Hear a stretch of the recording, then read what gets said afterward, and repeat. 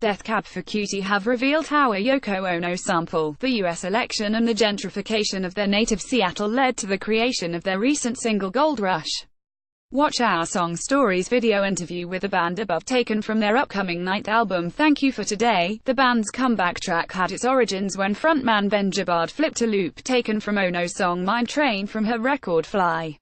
If I'm on a campaign for this album, it's for people to actually spend time with her music before they feel like they know what it is, because her music spans a much wider spectrum than people give her credit for, Gibbard told NME. From there, a reluctance to take on the state of politics in the wake of Trump's rise to president saw the track take another turn.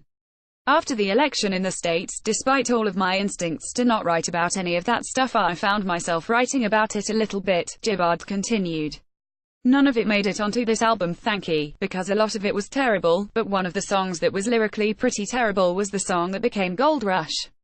When I was turning in demos to the band and our producer Rich Cossie, he asked about this song. He continued, I was like, that's just this bad Randy Newman-esque political song, I don't think it's very good. I told him the story of where the sample came from and he was like, you should really do something with that. At the same time, I had written 3 or 4 songs that were related to the role that geography plays in our memory, and specifically in my memories.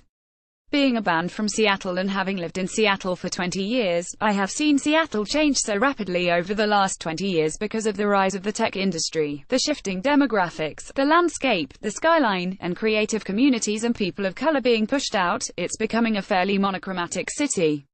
Even more so than it was before. Cab For Cutie's Ben Gibbard with that. The lyrics were repurposed along with several others to portray a once great town slowly losing its identity, and the video follows suit. The video came out of a collaboration with director Alex Southam, who's British, said Gibbard. We initially wanted to do a video that we weren't in for a number of reasons, but mostly we just didn't want to be a band playing in the background of some other storyline. Often one of the things we find difficult is that the songs are so narrative that the video treatments are just to reinforce the narrative of the song. What I just become enveloped by people, that's what it feels like living in a city that's seen its population explode and shift over time. We played with the visual, so at the start of the video people are dressed in 50s garb, then over the course of the video the signature look changes to the 60s, 70s, 80s, 90s, then ends with this scene where everyone is on their phone and I'm just disappearing into this crowd. Gibbard added, this is our worst nightmare. Collectively, this drives us all insane, walking down a busy street in the city, with people looking at their phones and not paying attention. Like, walking and texting. I know I sound like a Luddite, but it's super fucking annoying.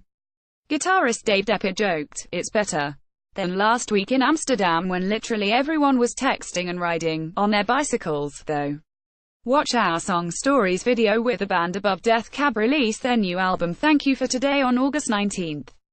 Cab For Cutie tour dates and tickets. The band's upcoming UK and Ireland tour dates are below. Tickets are available here. January 24, Dublin Olympia Theatre 25, Manchester Albert Hall 26, Glasgow O2 Academy 28, Nottingham Rock City 29, Leeds O2 Academy 30, Bristol O2 Academy February 1, London Eventham Apollo.